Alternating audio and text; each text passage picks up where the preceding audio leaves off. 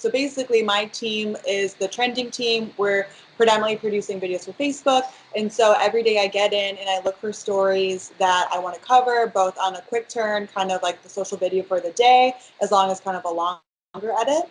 And so the way that we do the shorter turn edits is that we kind of look around social media, see what's trending, see anything that we've seen specifically that we want to report longer on.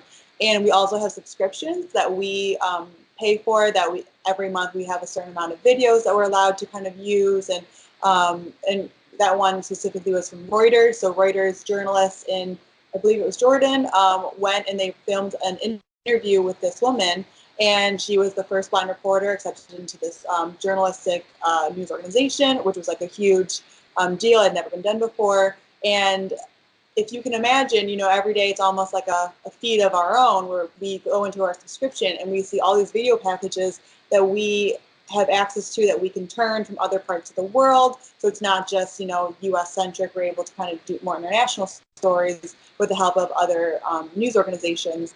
And once we kind of get our stories, we kind of go through the scripting process. I, you know, worked with the Reuters reporter. I saw the article they had written up about her, like went along with her video. And so from that, I was able to get a lot of details. I was able to kind of fact check it with local articles. There were some kind of discrepancies in terms of like the name of the press association, of her name and the spelling. So we were able to kind of meet that in the middle. And then once you script it, then you kind of send it off to our editorial producers who fact check it. Meanwhile, I'm building out the video itself with the text cards, the music, downloading the videos that have been provided to us from Reuters and kind of assembling them in the order I want them.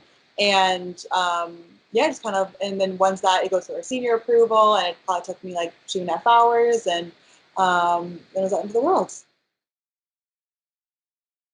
I would say that whenever you're doing a video, no matter if it's you know, more news heavy, more sports, more politics, you always want to let the video breathe. You always want to give as much video airtime as possible. I always say that it's, you know, you want to see the producers, you know, effort the least amount. You know, you never want to see how much effort was put in. You don't want to have to see a lot of text. You don't want to see a lot of edits. It should seem seamless.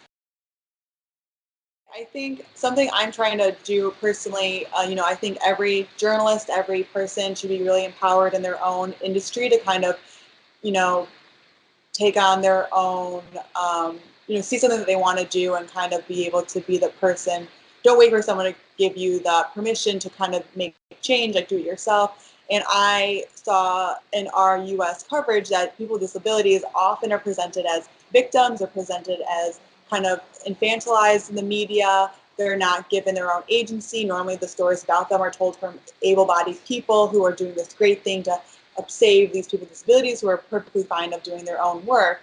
And I was really drawn to the story because it was literally just this amazing woman who was doing this job that she always wanted to do. And she, just like you or I, you know, went to journalism school and wanted to be a journalist.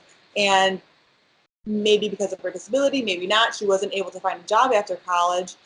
Excuse me. And then because she like went on this radio station, she told her story, she was able to catch the attention of a local newspaper editor who gave her a job. And then, you know, just like you or I, she was able to successfully be a journalist and live her passion and tell these amazing stories. But maybe it was something that she wouldn't have been, the opportunity wouldn't have been given to her if someone hadn't heard her and heard her story. If someone had just seen her as this blind journalist, they would have assumed like, oh, you can't, you know, you can't do that.